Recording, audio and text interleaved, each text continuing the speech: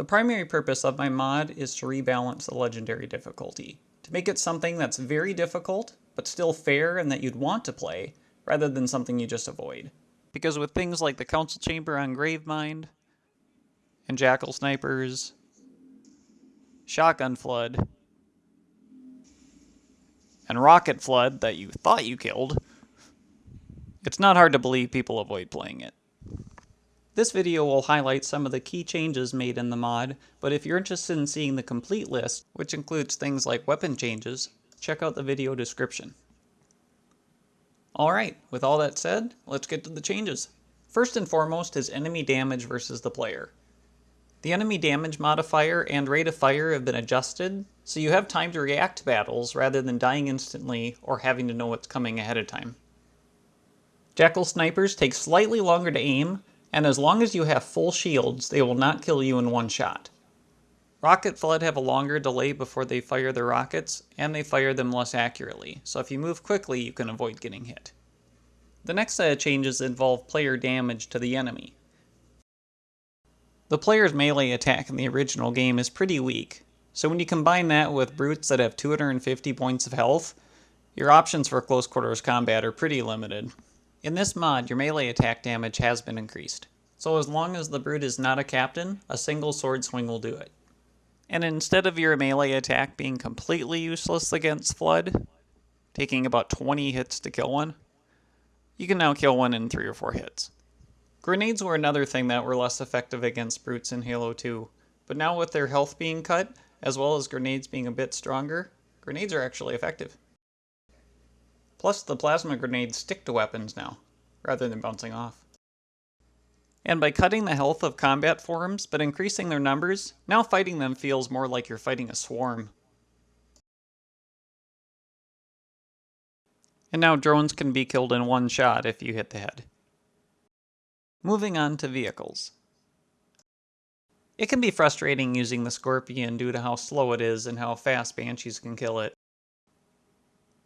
But now, by making the Scorpion much more maneuverable, you actually have combat options going up against Wraiths or even Banshees, especially now that Banshees can be killed in one shot.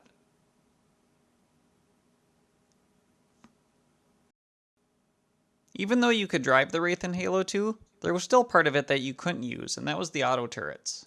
Well, until now, they've been enabled, and now you can use them along with the mortar.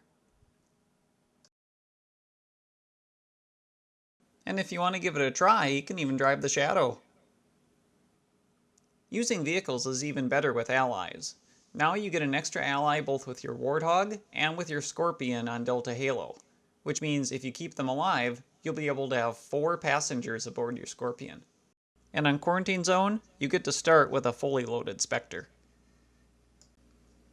Getting killed by your own ally's melee attack is very frustrating, so friendly melee damage has been disabled. There's also several fixes in this mod that I'd like to go over that include things that have existed for as long as Halo Anniversary has been around.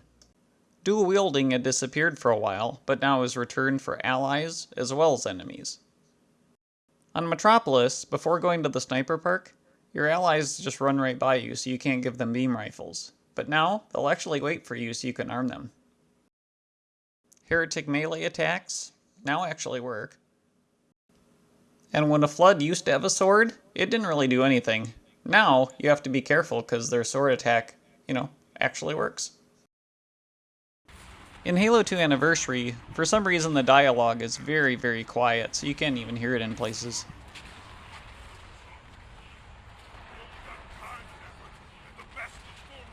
This mod fixes that. On the original Xbox, there used to be a Rocket Flood over here. Well, now he's back.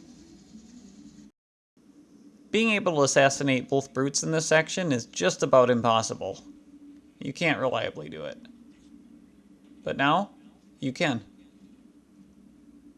And then you can proceed to clear the rest of the prison.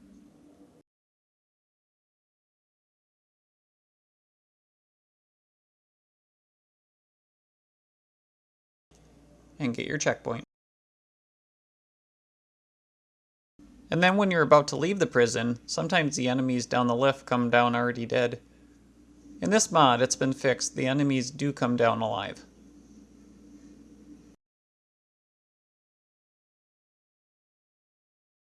And at the end of Grave Mine, this zealot is wearing the wrong helmet. That's been fixed.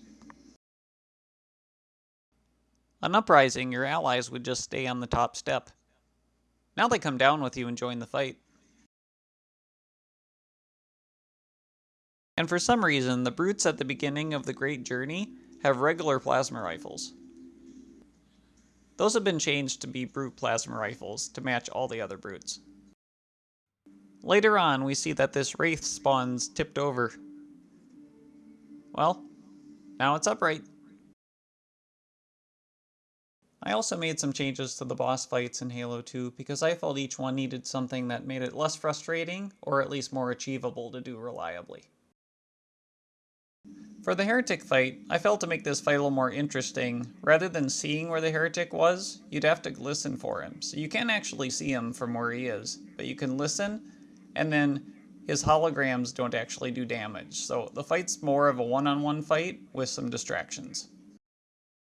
The unpredictability of the regret fight is what makes it so extremely frustrating. To help with this, all the elite honor guards will have swords, and Regret's throne will not move as much while you're aboard. That means as long as you make sure there's no elite honor guards below Regret when you board him, the only thing you should have to worry about is any grunts that you haven't cleared.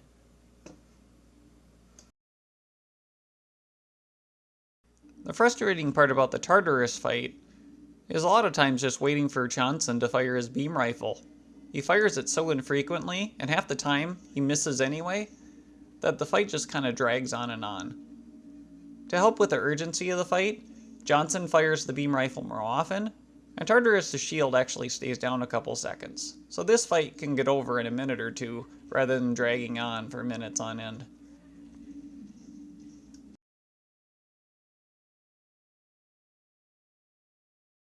Since the purpose of this mod is to balance the difficulty of the game, I tried to keep encounter changes to a minimum.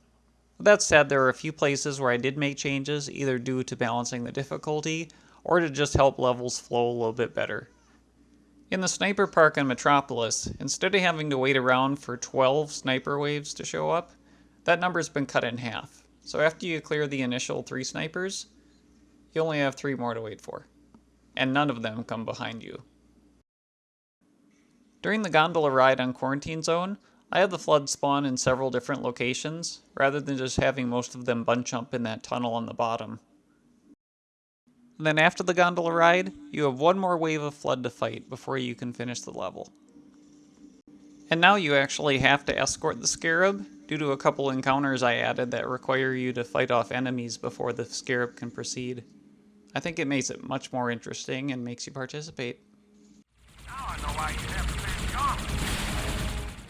Like I mentioned before, this is just an overview of the changes. If you want to see a detailed list, check out the video description, and if you want to give it a try, check out the link below as well. I hope you give it a try. I think this makes Legendary quite a bit more fun, and much less frustrating to play, and something I plan on doing a lot of. So have fun!